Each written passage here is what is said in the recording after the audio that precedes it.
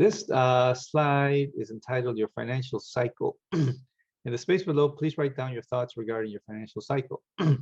How can you maximize your household income within reason? How can you minimize your costs within reason? How can you build an emergency fund? I probably should have 3 to 6, 12 months of expenses. Okay, so your emergency fund should probably be somewhere between 3 to 12 months of your monthly expenses. Okay, depending on how you feel about this. If you're in a very strong financial position, and or if you're very good at finding jobs, which some people are, 3 months is probably enough, right? Because you have enough source of income, and you're very good at finding jobs. So 3 months are enough. But if you don't have too much money and you're not good at finding jobs, okay, that's not your forte, then you might need 12 months, right?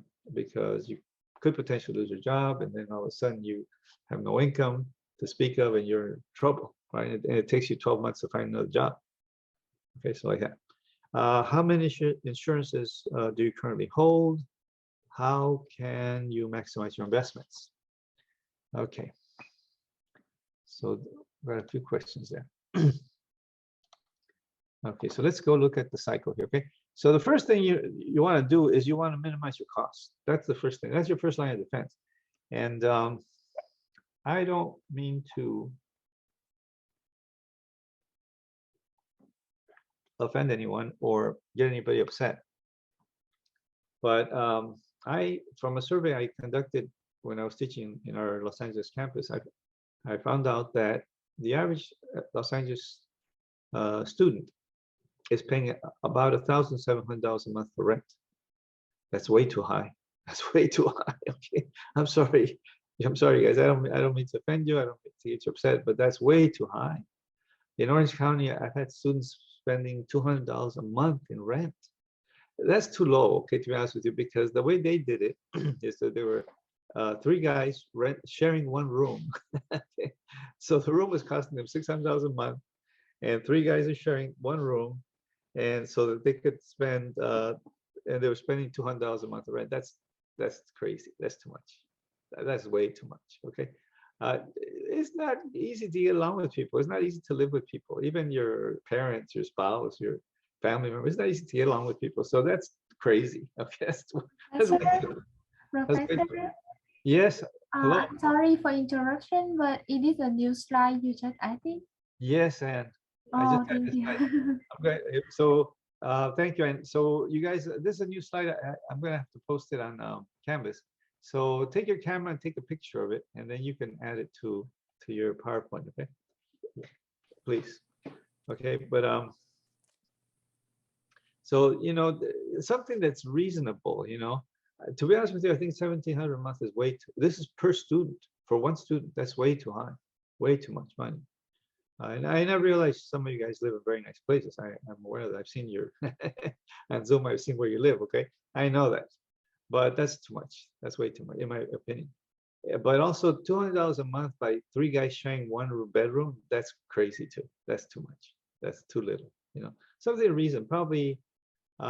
A room right now probably goes for in Orange County probably $600 or $700 a month to rent a room in somebody's house, or if you're sharing an apartment, maybe a 1-bedroom apartment might be like in Orange County might be like $1,200 a month.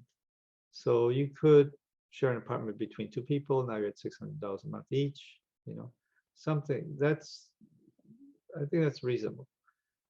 If you're a little over that, 700, 800, that I think that's within reason. But $1,700 a month, that's a lot of money. Let's do the math, okay?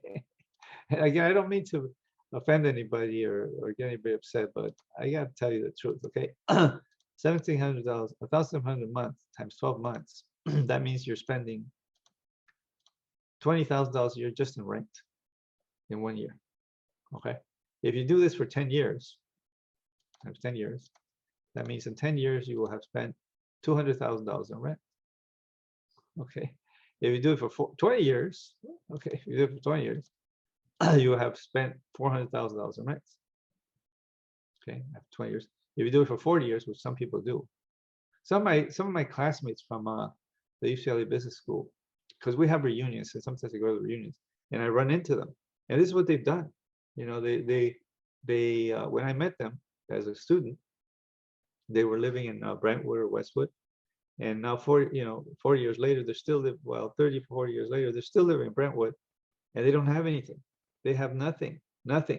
Okay, they have a car payment. Okay, because this is what they've done.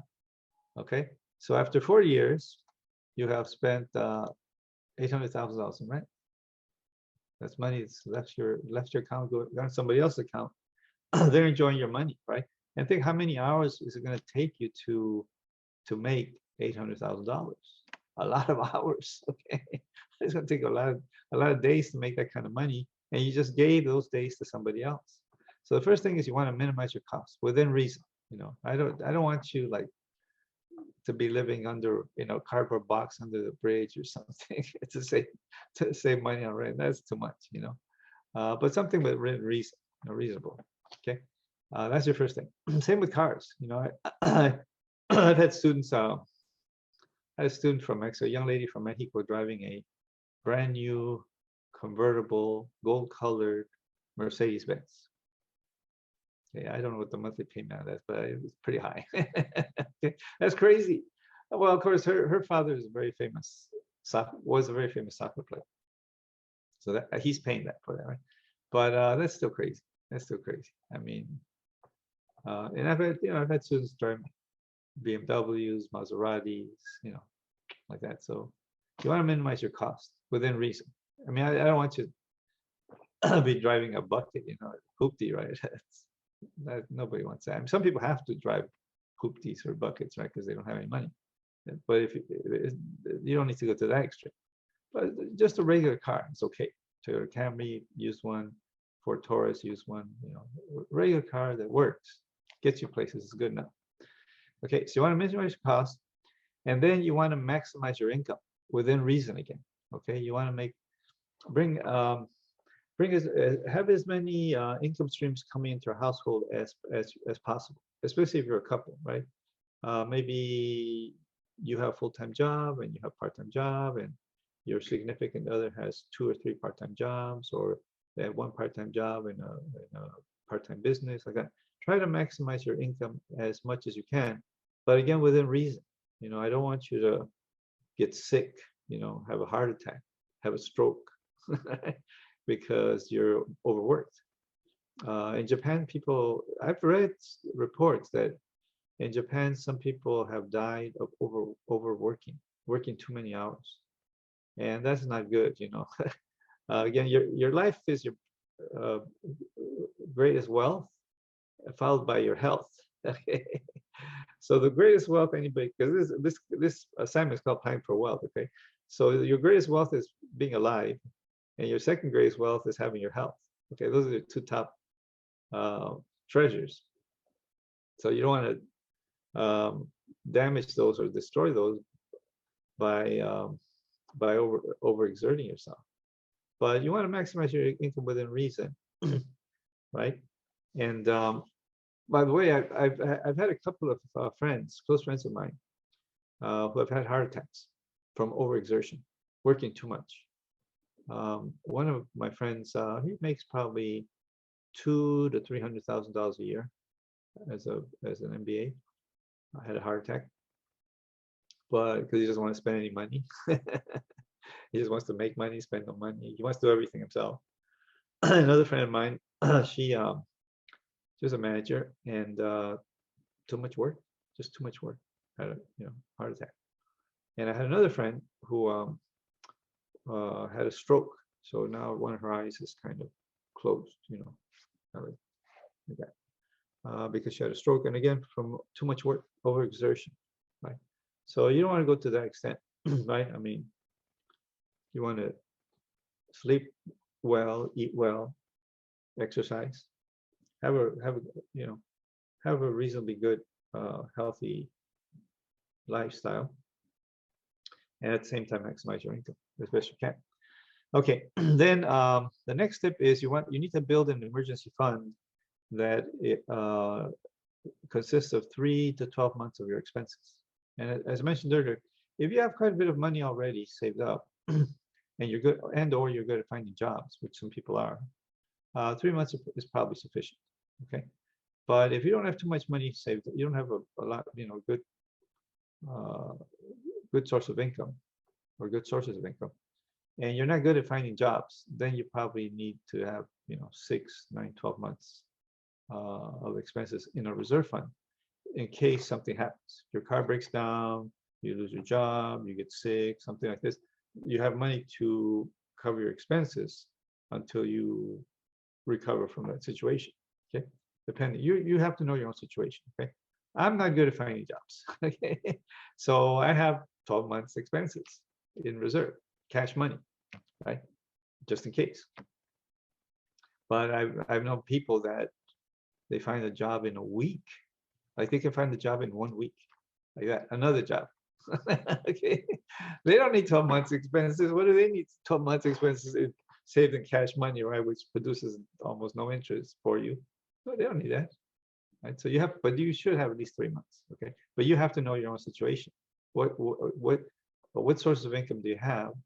Number one, and how good are you at finding another job should you lose your job, right? Okay. You have to know yourself. I guess that's what the Greeks said, or the Romans said, know thyself. I think Shakespeare too. Know thyself. Know who you are. So you have a more realistic sense of what you should do. Okay. Then once you have your emergency fund, then you have to think about your insurances. Okay. And the insurances include car insurance, health insurance, dental insurance, vision insurance, home insurance, cancer insurance, and long-term care. Now, of course, car insurance is required by law, so you don't really have any choice of that matter. In that matter. And there are some people driving around without car insurance, which is illegal and not recommendable. Health insurance, they have some pretty good health insurance programs for students, and they're reasonably cheap. They're not too expensive, okay? And you might be surprised because health coverage in the United States is very expensive. If, for example, if you're an older person, like 60 or older, and you want to buy into a major provider, say like Kaiser, you want to have Kaiser health coverage, and you don't have Medicare, because you're, let's say, 60, it's going to cost you about $900 a month. Okay, yikes. Okay, but student insurance is pretty reasonable, right? It's quite, I would say, affordable. And and of course, the reason for that is because young people usually don't have health problems. Okay, young people usually don't have heart attacks or strokes or cancer, things like that. So it's pretty accessible or reasonable. Okay, to have some student health coverage. You might need dental coverage. If you don't have dental insurance, then you might have to go to Tijuana. That's where a lot of Californians go who don't have dental insurance. They go to Tijuana for dental care. Maybe vision insurance if you wear glasses like I do. Home insurance is to protect you in case something happens in your apartment or home. Like somebody comes to your house or your apartment and they get injured. Let's say they fall down and they break a leg or they have a concussion or something. They could potentially sue you for negligence, and then you're in trouble, right? So if you have a homeowner's insurance, that protects you from things like that. I recently went to a neighbor's house and I fractured my right ankle, and I don't know if I'm going to sue him or not, but I don't want to talk about that. But things like that happen, right? Like you go to somebody comes to your place and they get injured, and they could potentially sue you, so you have home coverage. Also, some people have like earthquake coverage, fire coverage, flood coverage. I don't know why here in Southern California, I don't think we need a lot in the way of flood coverage, but some parts of the country they have flood coverage like that, or different types of home insurance protection plans. And then you might consider cancer insurance because depends on your family. If cancer runs in your family, you probably need to have cancer insurance. If it doesn't, it might be something worth having anyway. We have cancer insurance, okay, because A lot of people do get cancer, and we don't want to get hit by a big medical bill. And then the last one on our list here is long-term care. And long-term care is insurance that you might need when you're older. Well, even when you're younger, if something happens to you, like maybe you have a car accident, you become paralyzed. Right now you need long-term care. But sometimes older people need long-term care, especially if they live a long life. So the sooner you get into a long-term care policy, the cheaper it'll cost you, right? Like if you get into a long-term care policy in your 20s, it's not going to be too expensive. But if you try to get into a long-term care policy in your 60s, good luck, okay? Because it'll cost you an arm and a leg, right? So it's something to think about. If you can, you know, you want to get it, you just need a basic policy. You don't need the super duper, you know, whopper plan, but just a basic one, you know, just a simple one, just to get started. Okay? And then depending on your financial results, you might increase it or pump it up when you're older, right? Depending on your financial condition. If you know, if you're making tons of money, which some MBAs make, some people do make a lot of money, then you might increase your long-term care policy to a better one, right? One that provides more a larger monthly payout to protect yourself in your old age. Okay, and then once that's covered, then you want to maximize your investments. Okay, and as mentioned earlier, most people begin to build their financial base even today. Today's kind of things have changed today because now we have these online investment platforms that we didn't have before. So before these online investment platforms, like there are many, you know, Robinhood, M1 Finance, Prudential, Charles Schwab, blah blah blah, many. Okay, before those online investment platforms, you needed a minimum of $10,000 to open a brokerage account with somebody like Merrill Lynch or something. Okay, so a lot of people don't have $10,000 to to deposit into a brokerage account, right? So they could not do that. Okay, but now you can do it. You can start investing with $5. You can open an account for free, and you deposit $5. Okay, now you start investing, right? But historically, most people started investing with their homes. Their home is their biggest asset, right? And they make the payments every month, every year, every decade. And as we mentioned earlier, if you had bought a home 50 years ago and paid $20,000 or $30,000 for the average home 50 years ago, today the median home price in Orange County is $1 million. So today you'd be sitting on $1 million asset, like my mother, for example, among many other people. You know, because home values in California have risen so much. Think of how many millions of homes there are in Los Angeles and Southern California, and so just think about how many millionaires we have now in California, like just based on their home, without anything else. Like they never made any stock market investments. They didn't have an index fund, an ETF, and none of that. None of the things we talked about for annuity, none of that. They just bought a home where they were sleeping, eating, taking a shower, whatever, right? That's all they did. They bought a little house. And now, 50 years ago, and now, you know, they're like at $1 million in terms of their real estate holdings.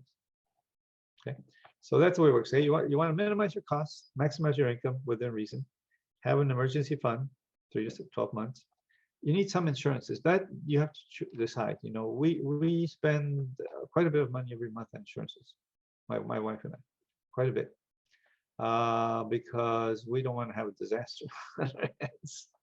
Okay, we spent a lot of years to have a financially secure future, and we don't want some calamity to destroy our life's work. You know, car accident, cancer, some debilitating infirmity, you know, to destroy our entire life's efforts. Right, so we rather spend quite a bit of money every month on insurances to protect ourselves from from a disaster. But of course, not everybody can do that. Not everybody can do that. Depends on your finances, right? But some people who are very successful, it's not a problem for them. $500 a month in insurance is nothing for them. $1,000 a month insurance is nothing for them because they're in a very strong financial position. Okay, and then you want to maximize your investments, right? Whether it's a house, stock market, bonds, commodities like gold or silver. I don't want to say anything about cryptocurrencies, okay? Because I don't want to run against the current, but some people are investing in cryptocurrencies. I'm not, okay? I'm not.